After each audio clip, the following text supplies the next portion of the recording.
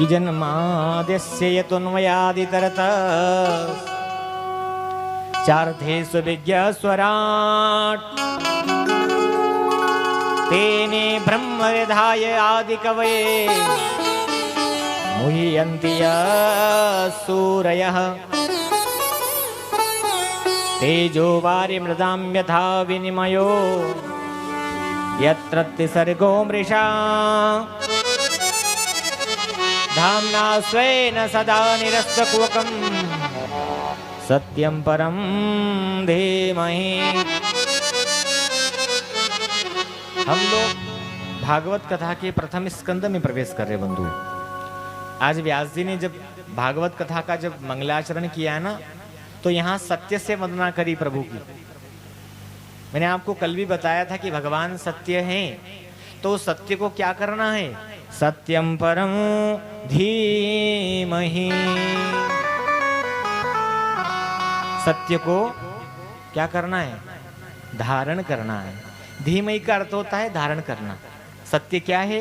कृष्ण, नारायण और राम। तो भागवत कथा कहती है कि नारायण सत्य है, तो उस सत्य को हमें क्या कर लेना चाहिए? धारणा, उसका ध्यान करना। जगत का नहीं, संसार का नहीं बंधुओं। जैसे कि आप यहाँ पर कई लोग आ तो गए हैं, लेकिन अभी भी किसी न किसी का प्रेम घर पर है, क्योंकि आपने उनको माना अपने पति देवता। पति मेरे परिवेश्वर है, मेरे बेटे हैं, मेरे बहू है, ये आदि आदि आप लोगों ने रिश्ता बनाया है। तो उनकी आप कहीं पर भी अकेले में बैठते हुए, चाहे अपनी बेटी हो चाहे बेटा हो, उससे आपका संबंध है। उसी प्रकार से यहाँ वृंदावन में आए हैं तो सत्य बाकी बिहारी, तो उससे भी तुम संबंध बना लोगे ना, तो आप अकेले में कहीं पर भी रहोगे ना, तो आप याद नहीं करोगे तो भी बाकी बिहारी याद हो जाएंगे तुम। तो सत्यम परम धीमहि, ध्यान करना है। किसका? जिसने जन्म दिया है, संसार का पालन और संहार जो करता है। अच्छा, भागवत कथा में किसी का नाम नहीं दिया है कि तुम कृष्ण का ध्यान करो, कि राम का ध्यान करो, कि तुम देवी का ध्यान करो, कि तुम हनुमान जी का ध्यान करो। यहाँ तो कहा है कि सिर्फ तुम सत्य को मानो बस। कई लोग कंफ्यूजन हो जाते हैं भैया कि हम क्या बाके बिहारी को माने, कि कृष्ण को माने, कि राधे को माने, कि देवी को माने, कि नारायण को माने, कि हनुमान जी को माने। कौन बड़ा है? जो सत्य है वो सबसे बड़ा। तो सत्य सब है। राम भी सत्य है, कृष्ण भी सत्य है, और नारायण भी सत्य है। और राधा कृष्ण कोई एक नहीं है, वो एक ही है। शिव और शक्ति कोई अलग नहीं है, वो एक ही है। और वही नारायण, कृष्ण, राम, वो सब ईश्वर ही है।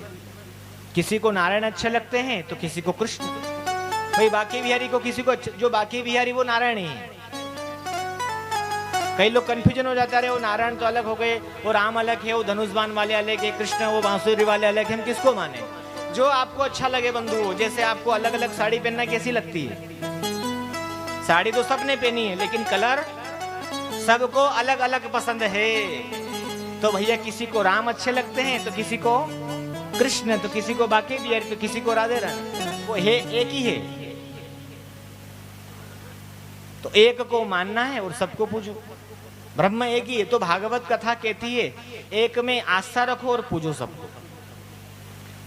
जैसे कि जब गणेश चतुर्थी आती है तो वही ईश्वर, वही नारायण, वही ब्रह्म किस रूप में आ जाता है? जोर से बोलना पड़ेगा, गणेश जी। ठीक है। और भैया अभी श्रावण मास आएगा। क्या आएगा? श्रावण महीना आएगा ना, पूर्णिमा में लग जाएगा। हम यहाँ से जाएंगे, उसके बाद देवसैनी 11 के अपनी कथा समापन हो जाएगी, और फिर उसके बाद जो है पूर्णिमा आएगी, उसमें जो है अपना श्रावण लग जाएगा। तो श्रावण में 1 महीने तक आप लोग क्या करोगे?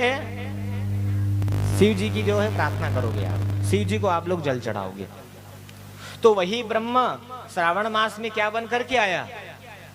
तो उस ब्रह्म को हमने शिव रूप में देख लिया। कभी नवरात्रि आती है तो वही ब्रह्म को जो है माता के रूप में, शारदा माता के रूप में, जो है काली माता के रूप में, दुर्गा माता के रूप में उस ब्रह्म को मान लिया। तो भगवान ने ये इतने त्योहार क्यों बनाए? उसका कारण ये है कि आप मुझे भूले नहीं।